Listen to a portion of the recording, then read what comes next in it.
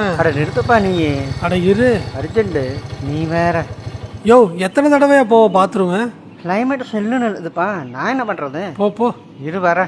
வருது என் விலங்கு.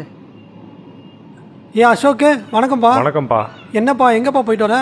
அட நம்ம இந்த அரவிந்த் இருக்கார்ல, ஆமாம்மா. அவர் குழந்தைக்கு கிட்னியில் பிரச்சனையாம்ப்பா. ஐயோ. ஹாஸ்பிட்டலில் சேர்த்துருக்காங்க, அதான் போய் பார்த்துட்டு வரேன்.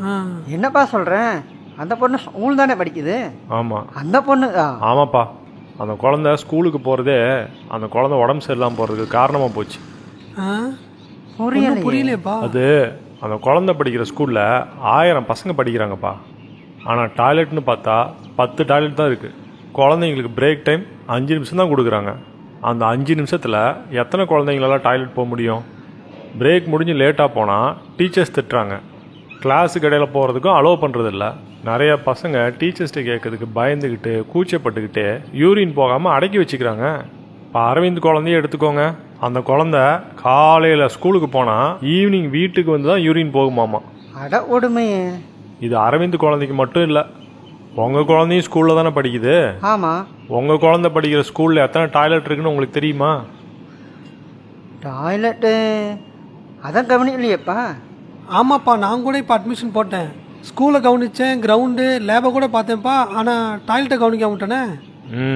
இப்படி தான்ப்பா, நம்ம ஊரில் நிறையா குழந்தைங்களுக்கு இந்த பிரச்சனை இருக்குது. இதை பற்றி அவங்க பேரண்ட்ஸ்டையோ டீச்சர்ஸ்டையோ அதிகமாக பேசுகிறதில்ல, நம்மளும் கேட்குறதில்ல. ஆனால் குழந்தைங்க இந்த மாதிரி அதிக நேரம் யூரின் அடக்கி வச்சாங்க அப்படின்னா அவங்க ஆரோக்கியம் கடுமையாக பாதிக்கப்படும். நம்ம பேரண்ட்ஸு, டீச்சர்ஸு, அப்புறம் ஸ்கூல் மேனேஜ்மெண்ட்டு இந்த பிரச்சனையை ரொம்ப சீரியஸாக எடுத்துக்கிட்டு இதுக்கு உடனடியாக நடவடிக்கை எடுக்கணும். நீ சொல்கிறது கரெக்டு தான்ப்பா. ஆனால் ஸ்கூலில் 1000 குழந்தையும் படிக்கிறாங்க, அதானே டாய்லெட்டாக கட்ட முடியும்? அட என்னப்பா, பிரேக் டைமை மாற்றி வச்சா பிரச்சனை முடிஞ்சுச்சு. ஆமாம், இப்போ ஒரு பிரச்சனை இருக்குன்னு நமக்கு தெரியுது, அதுக்கான தீர்வை நாம் தான் தேடி கண்டுபிடிக்கணும். ஒன்று, டாய்லெட் ஃபெசிலிட்டிஸை அதிகப்படுத்தணும். இல்லைன்னா இவர் சொன்ன மாதிரி ஒவ்வொரு கிளாஸுக்கும் பிரேக் ஒரு டைமை மாற்றி வைக்கணும். அப்புறம் குழந்தைங்க பிரேக் போகிற டைமை கொஞ்சம் அதிகப்படுத்தி கொடுக்கலாம். இந்த மாதிரி ஏதாவது ஒன்று பண்ணி குழந்தைங்க டாய்லெட் ஃப்ரீயாக போகிறதுக்கான ஏற்பாடை பண்ணி கொடுக்கணும்ப்பா. இது நம்ம குழந்தைங்க ஆரோக்கியம் சம்மந்தப்பட்ட விஷயம். சுவரை வச்சு தானே சித்திரத்தை வரைய முடியும்.